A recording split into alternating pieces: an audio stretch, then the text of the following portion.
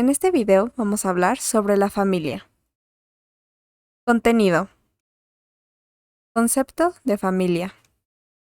Derechos y obligaciones de los miembros de una familia. Factores que propician conflictos en el seno de una familia y formas de solucionarlo. Violencia intrafamiliar. Concepto de familia. Según la Real Academia Española, podemos definir la familia como el grupo de personas emparentadas entre sí que viven juntas. Derechos y obligaciones de los miembros de una familia. La legislación mexicana, en el artículo 4 de la Constitución Política de los Estados Unidos Mexicanos, señala que la ley debe de proteger la organización y desarrollo de las familias, en especial si se encuentran en condiciones de vulnerabilidad que les impidan satisfacer adecuadamente las necesidades de subsistencia, socialización, educación, afecto y desarrollo de sus integrantes. ¿Cómo se protege a las familias? Mediante las leyes locales y federales establecen los derechos, obligaciones y deberes recíprocos entre sus integrantes. Sus disposiciones contemplan mecanismos que permiten exigir la satisfacción de sus derechos ante cualquier incumplimiento y regulan las consecuencias jurídicas que de éste deriven. Con algunas variantes en las entidades federativas, los derechos, las obligaciones y los deberes de las y los integrantes de las familias son: derecho a fundar o a vivir en familia y a no ser separado injustificadamente de ella, salvo riesgo o peligro grave. Derecho a contraer matrimonio libre y voluntariamente. Derecho y obligación de proporcionar y recibir alimentos. Derecho a heredar y ser heredero. Derechos de seguridad social, incluye servicios médicos, pensiones, entre otros. Derechos derivados de la patria potestad que se ejerce sobre las hijas e hijos, por ejemplo, educarlos, inculcarles valores, una religión, decidir su lugar de residencia, entre otros. Derecho a decidir la forma y estructura de su familia. Obligación de velar por las personas mayores.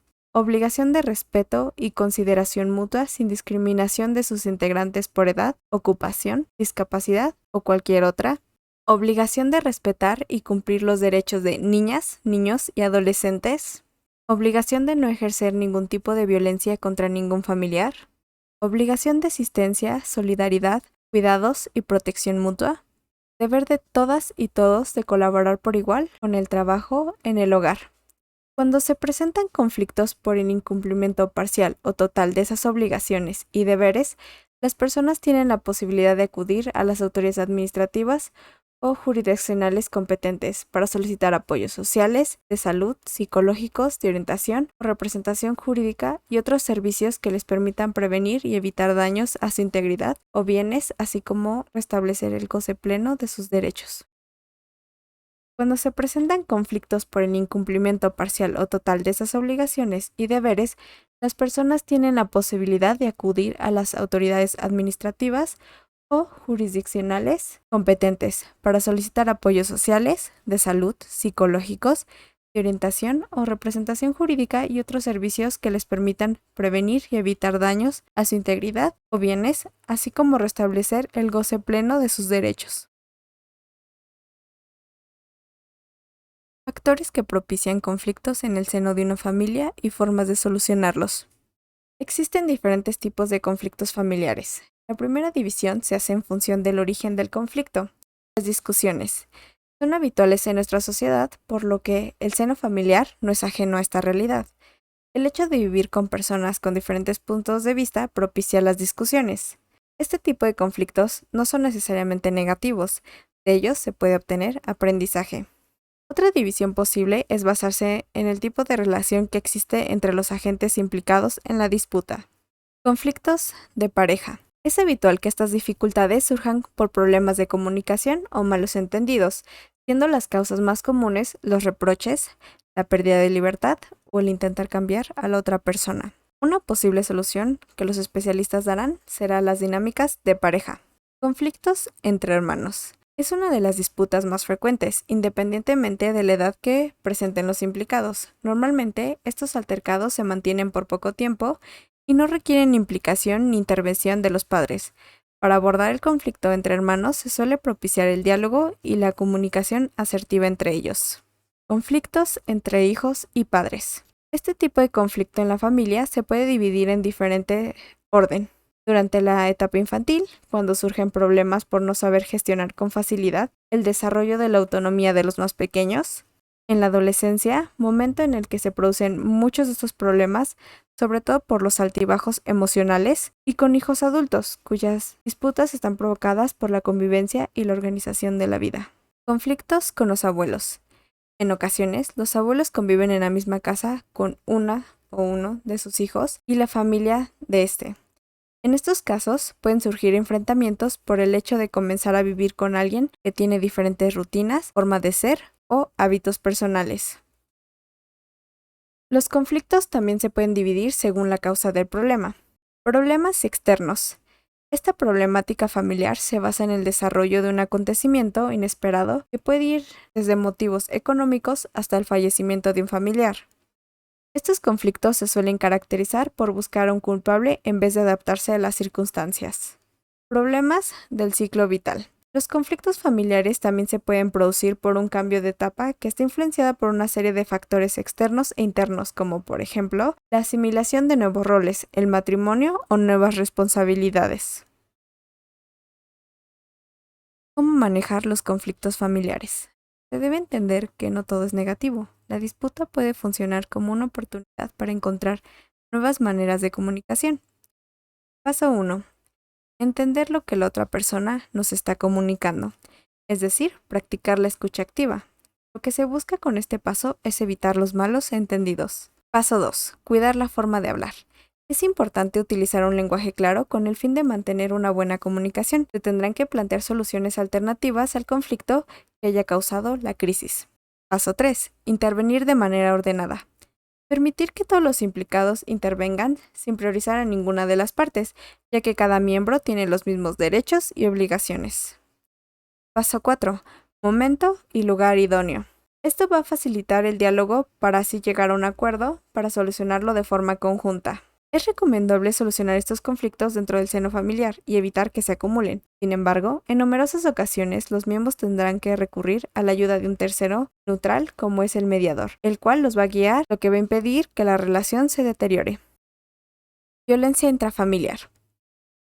Este tipo de violencia ocurre dentro de un grupo familiar. Este grupo puede estar conformado por afinidad, sangre o afiliación. Es toda acción que trata sobre cualquier tipo de abuso de poder por parte de un miembro de la familia sobre otro, causando algún tipo de daño, ya sea físico, psicológico, sexual, económico, social o de cualquier tipo. Es decir, se considera que existe violencia intrafamiliar en un hogar si hay una actitud violenta repetitiva sobre algún miembro de la familia o varios de ellos.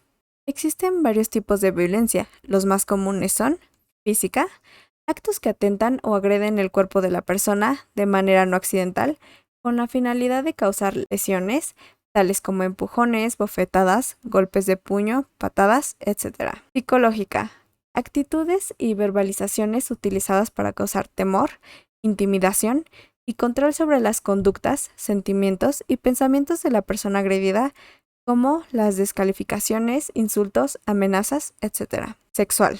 Imposición de actos de carácter sexual contra la voluntad de la otra persona, que atentan contra su libertad, dignidad e integridad física, como exposición a actividades sexuales no deseadas o la manipulación a través de la sexualidad. Económica. Restricción y control de los recursos monetarios que afectan la calidad de vida de la otra persona, cubrir las necesidades básicas como no otorgar recursos económicos destinados a la alimentación, salud, etc. Existe un modelo llamado ciclo de violencia desarrollado para comprender la dinámica de actuación de los agresores y víctimas. El ciclo se conforma de 3 fases. Fase 1. Acumulación de tensión. Diferencias entre las dos partes son notorias y el agresor busca controlar a la víctima, por lo general con violencia psicológica como insultar, ignorar, manipular. La víctima por lo general justifica las conductas con frases comunes como estaba de mal humor. Fase 2. Explosión. El agresor descarga la tensión que había acumulado en la fase previa. Se manifiestan agresiones tanto psicológicas como físicas y sexuales. La víctima por lo general piensa que es merecedora de ese trato. Fase 3. luna de miel. Aparentemente las cosas vuelven a ser normales. El agresor se disculpa y en algunas ocasiones intenta compensar las conductas violentas. La víctima suele pensar que no se va a volver a repetir. Comienza nuevamente la fase 1. Otros factores que influyen en que la parte agredida no salga del ciclo de violencia son baja autoestima, falta de apoyo familiar, dependencia económica, temor a las represalias, no tener a dónde ir y sentimientos de culpabilidad. La violencia intrafamiliar es un fenómeno complejo, sin embargo, se puede buscar ayuda especializada que permita a las personas afectadas tomar una decisión con un respaldo emocional y profesional de romper el círculo y evitar su repetición.